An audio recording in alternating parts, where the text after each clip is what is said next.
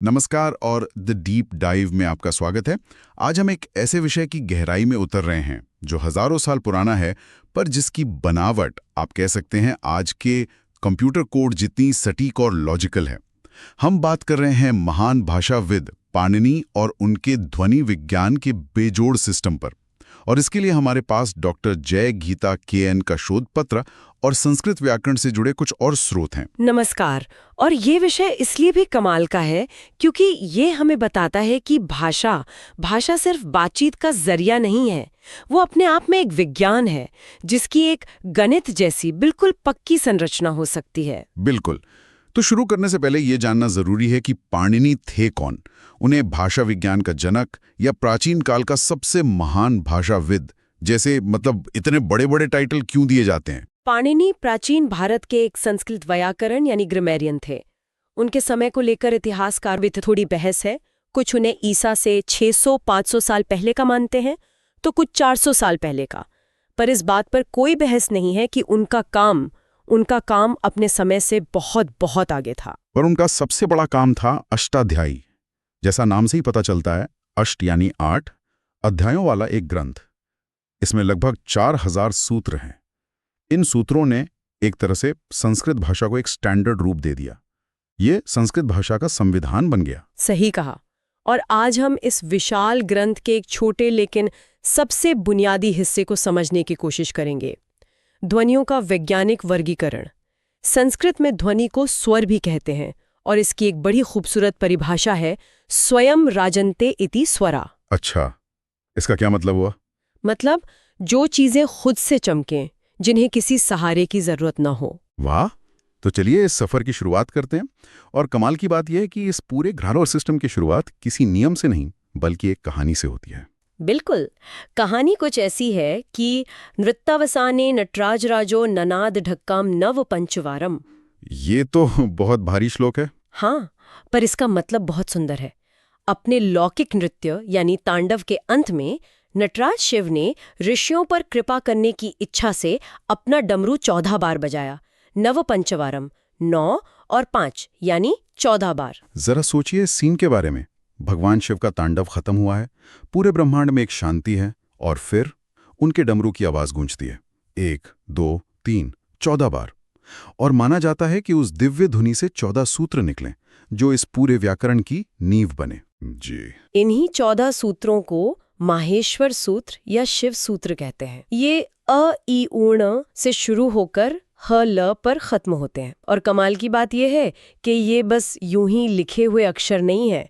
इनमें पहले सारे स्वरों को रखा गया है, वॉवल्स को, फिर आते हैं अर्धस्वर, सेमी वॉवल्स और फिर व्यंजन, और वो भी एक बहुत ही तार्किक क्रम में। असली जादू इसी क्रम में छिपा है। ठीक है, तो ये 14 सूत्र जो शिव के डमरू से निकले माने जाते हैं, वो वर्णमाला का आधार कैसे बनते हैं? ये तो बस अक्षरों के कुछ समूह लग रहे हैं। आपने बिल्कुल सही सवाल पूछा। यहीं से पाणिनि की प्रतिभा दिखनी शुरू होती है। उनका सिस्टम एक कोड की तरह काम करता है। पहला नियम यह है कि हर सूत्र के आखिर में जो हलंत वाला व्यंजन है। हलंत वाला मतलब जिसके नीचे एक छोटी लाइन होती है? हाँ, वही। जैसे पहले सूत्र अ ई ऊणा में ण या दूसरे सूत्र री ऋ क में क, उसे पाणिनि एक खास नाम देते हैं, इत। एक मिनट, ये बात समझ नहीं आई। अगर इन आखिरी अक्षरों को गिना नहीं जाता, पाणिनि के एक सूत्र तस्य लोपः के अनुसार इन इत अक्षरों को गिना नहीं जाता, वो बस गायब हो जाते हैं। तो फिर उन्हें लिखा ही क्यों? ये तो फालतू का काम लगता है। कोई तो वजह होगी इसकी। बेहतरीन सवाल, और यही इस सिस्टम का दिल है। इन इत अक्षरों का अपना कोई मतलब नहीं है। ये बस एक बुकमार्क या आप कह सकते हैं कंप्यूटर कोड में क्लोजिंग ब्रैकेट की तरह है। अच्छा, एक बाउंड्री मार्कर की तरह। बिल्कुल। ये बस ये बताने के लिए है कि यहाँ पर अक्षरों का एक समूह खत्म हो रहा है। ठीक है, तो ये सिर्फ निशान है, पर इसका फायदा क्या है? इसका फायदा छिपा है अगले कॉन्सेप्ट में, जिसे कहते हैं प्रत्याहार। प्रत्याहार का सीधा सा मतलब है छोटा करना या कंप्रेस करना। इसके लिए पाणिनि का सूत्र है आदिरंतेन सहेता, यानी पहला अक्षर आखिरी इत के साथ मिलकर। इसे एक उदाहरण से समझते हैं तो शायद ज्यादा आसानी से समझ आएगा। ये पहले 2 सूत्रों में आते हैं, अ ई ऊंग और री ल क। ठीक है। अब बार बार ये 5 अक्षर बोलने की बजाय पाणिनि ने एक शॉर्टकट बनाया। उन्होंने पहले सूत्र का पहला अक्षर अ लिया और दूसरे सूत्र का आखिरी इत यानी क लिया और दोनों को जोड़कर एक नया शब्द बना दिया, अक। अक। हाँ, तो अक कहने का मतलब है अ से लेकर क तक के सारे अक्षर बिना उन बाउंड्री मार्कर्स ण और क को गिने। तो अक इज इक्वल टू अ, ई, उ, र, ल।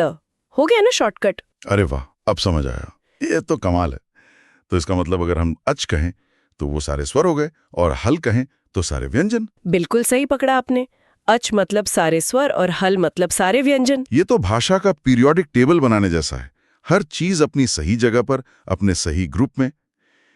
ये सच में अविश्वसनीय है। बिल्कुल, और यही वो बात है जो आज के कंप्यूटर वैज्ञानिकों को हैरान कर देती है।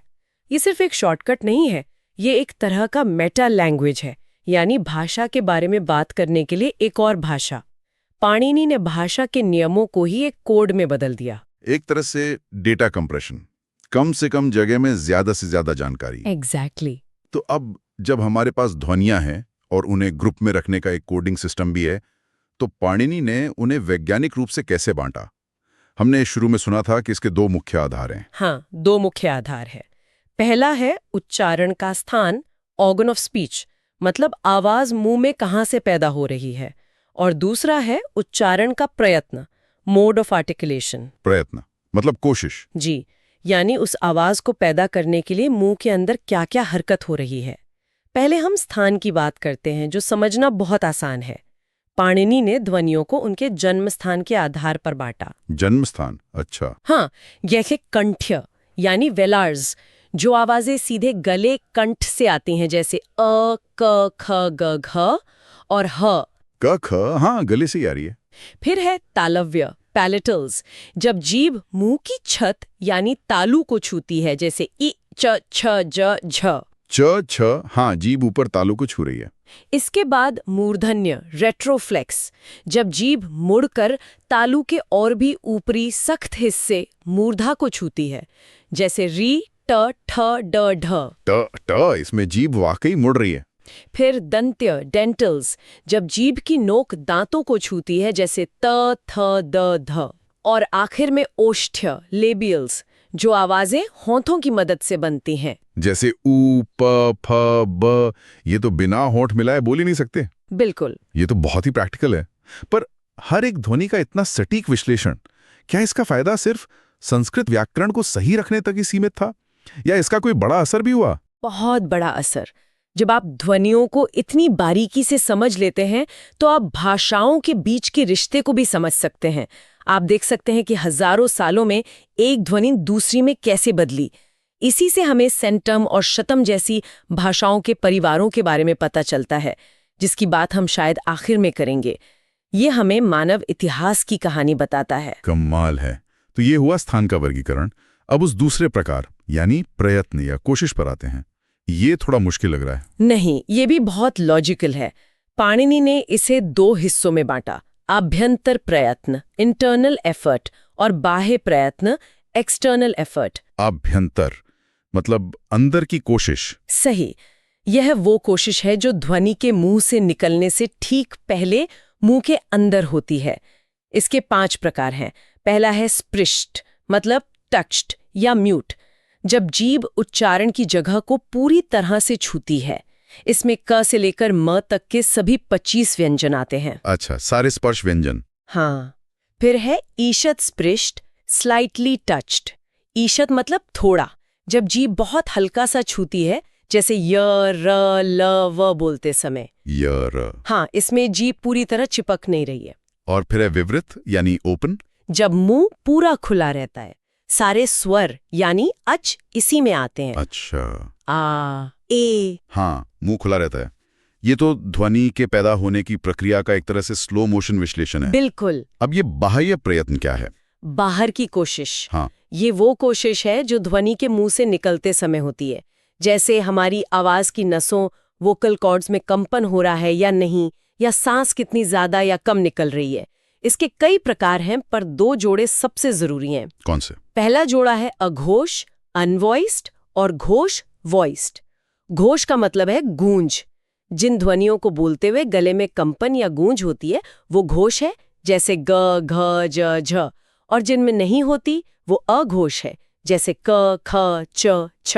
अच्छा। और दूसरा जोड़ा है अल्प प्राण और महाप्राण। प्राण का मतलब यहाँ हवा या सांस है। अल्प प्राण मतलब कम हवा, महाप्राण मतलब ज्यादा हवा। एकदम सही। अल्प प्राण में कम हवा बाहर निकलती है और महाप्राण में ज्यादा हवा बाहर निकलती है, एक झोंके की तरह। हवा का झोंका। हाँ, आप खुद ट्राई कर सकते हैं। अपना हाथ मुंह के सामने रखकर बोलिए क, और फिर बोलिए ख। महसूस हुआ वो हवा का झोंका? वही है महाप्राण। पाणिनि ने बस उसी को एक नाम दे दिया। वाह। क, ख। हाँ, बिल्कुल महसूस हो रहा है। तो अगर हम ख ध्वनि को देखें तो उसका उच्चारण स्थान कंठ है, आभ्यंतर प्रयत्न स्पृष्ट है और बाह्य प्रयत्न अघोष और महाप्राण है। मतलब हर एक ध्वनि का अपना एक यूनिक बायोडेटा है। बिल्कुल, हर ध्वनि का अपना एक यूनिक आइडेंटिफिकेशन कोड है जो इन वर्गीकरणों से बनता है। हमने व्यंजनों की तो बहुत विस्तार से बात की, क्या स्वरों का भी इतना ही गहरा विश्लेषण है? हाँ, स्वरों का वर्गीकरण भी 3 स्तरों पर किया जाता है। पहला आधार है मात्रा, यानी ड्यूरेशन, बोलने में कितना समय लग रहा है। ह्रस्व कम समय जैसे अ, दीर्घ दुगना समय जैसे आ, और प्लुत तिगुना समय जैसे ओम में ओम। ठीक है, मात्रा समझ आ गई। दूसरा आधार है स्वरमान, यानी पिच। आवाज ऊंची है उदात्त, नीची है अनुदात्त या मिलीजुली है स्वरित। ये वैदिक मंत्रों के उच्चारण के लिए बहुत जरूरी था। अच्छा। और तीसरा आधार है नासिक्यता, नेजालिटी। आवाज सिर्फ मुंह से आ रही है जो है अनुनासिक, जैसे अ, या मुंह और नाक दोनों से आ रही है जो है अनुनासिक, जैसे अ। तो अगर हम इन सबको मिला दें तो एक स्वर के कितने प्रकार बन जाएंगे? अगर हम गणित लगाएं तो 3 तरह की मात्रा, 3 तरह का पिच और 2 तरह की नासिक्यता, यानी 3 × 3 × 2 18। इस तरह अ, ई, उ, री में से हर एक के 18 भेद हो जाते हैं। 18 भेद एक अ के, ये तो बहुत ज्यादा कॉम्प्लिकेटेड नहीं है क्या?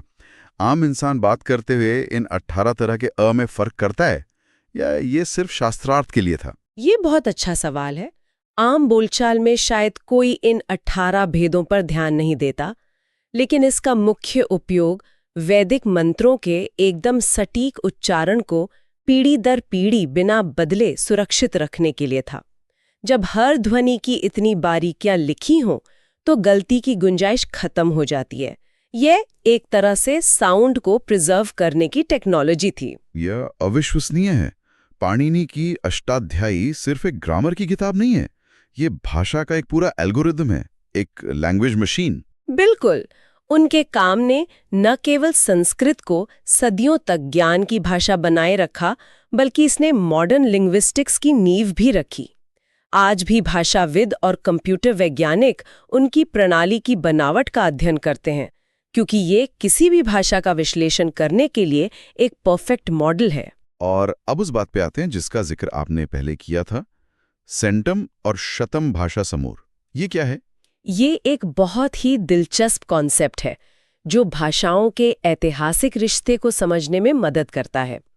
भाषाविद मानते हैं कि यूरोप और भारत की कई भाषाएं एक ही मूल भाषा से निकली है, जिसे प्रोटो इंडो यूरोपियन कहते हैं। ये वर्गीकरण इस बात पर आधारित है कि उस मूल भाषा की एक खास के जैसी ध्वनि अलग-अलग भाषाओं में कैसे बदल गई। ये कैसे काम करता है? कुछ भाषाओं में, जैसे लैटिन, वो के ध्वनि के ही रही। लैटिन में सौ को सेंटम कहते हैं, जिसकी शुरुआत के की ध्वनि से होती है। इसलिए इन भाषाओं को सेंटम समूह कहा गया। इसमें ग्रीक, जर्मन, अंग्रेजी जैसी भाषाएं आती हैं। अच्छा। वहीं दूसरी ओर संस्कृत जैसी भाषाओं में वही मूल के ध्वनि श या स जैसी ध्वनि में बदल गई। संस्कृत में 100 को शतम कहते हैं, इसलिए इस समूह को शतम समूह कहा गया। इसमें भारतीय, ईरानी और रूसी जैसी भाषाएं शामिल हैं। तो सोचने वाली बात यह है कि एक ध्वनि का ये छोटा सा बदलाव, जिसका विश्लेषण पाणिनि की प्रणाली इतनी सटीकता से कर सकती है, वो हमें महाद्वीपों में हजारों साल पहले हुए इंसानों के विशाल प्रवास और भाषाओं के विकास के बारे में क्या बता सकता है? एक ध्वनि के बदलने की कहानी असल में हजारों सालों की इंसानी कहानी है।